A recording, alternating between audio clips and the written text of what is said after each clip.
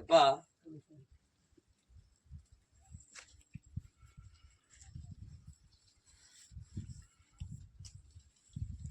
நிலைக்கு அதிபதி, பாவத்துக்கும் கையேந்தாதவன், பஞ்சத்துக்குள்ளேயும் நிக்காதவன், பசுமையோடையும் வாழ்ந்துகிட்டு இருக்கிற, பசிய தீர்த்து கொடுத்தும் குற, பலனுக்கு அறிஞ்சு தீர்க்க முடியாத சுமைக்கு நிலையா கொண்டு அடுத்தவங்களை சுமைய தோல் மேல தூக்கி போட்டு நடனமிட்டு வந்துக்கிற.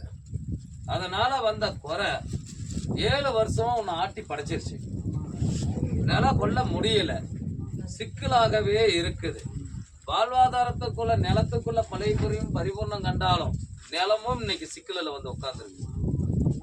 என்னால சிக்கலை எப்படி உடைக்கிறது, அந்த நிலத்தை எப்படி நான் அபகரிக்கிறது, என் பேருக்கு எப்படி சொச்சம் இல்லாம என் மண்ணை வந்து என்கிட்ட சேர்றது, என் மனக்கூட்டுக்குள்ள எத்தனையோ போகம் அடைஞ்சு கிடக்குதுரா எப்பா, என்னை தீர்த்து கொடுத்து அந்த மண்ணை எனக்கு சொந்தமாக்கி கொடுத்துட்றா.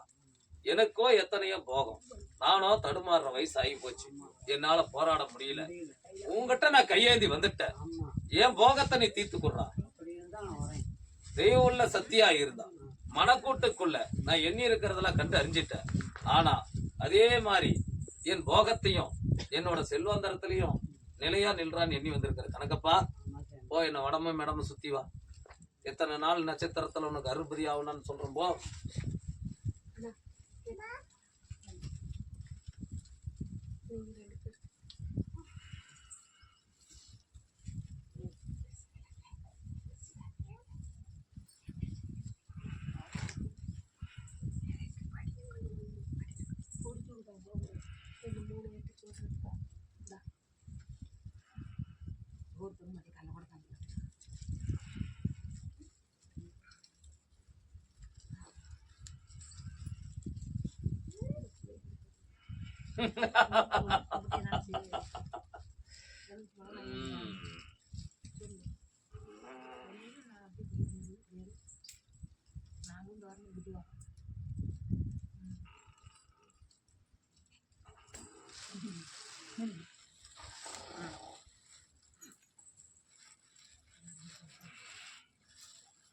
எப்பா, உனக்கு மண்ணை நான் சொந்தமாக்கி கொடுத்துறேன். 4 நட்சத்திரம் உங்ககிட்டயே நான் உத்தரவுக்கு வந்து கொடுக்குறேன்.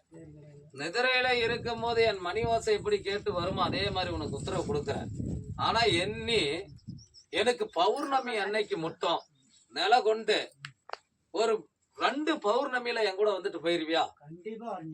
நில கொண்டுட்டு போயிடுறியா? அக்களத்துல சுத்தி நடனமிட்ட கணக்கு பிரகாரம் என்னோட ஆலயத்திலையும் உன் மண்ணு உனக்கு சொந்தமாக்கி கொடுத்துட்ட.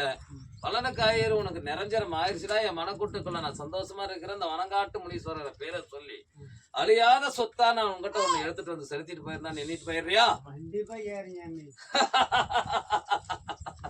பேரும் புகழும் பரிபூர்ணம் காணட்டும். நிலையா கொண்டு வர போ.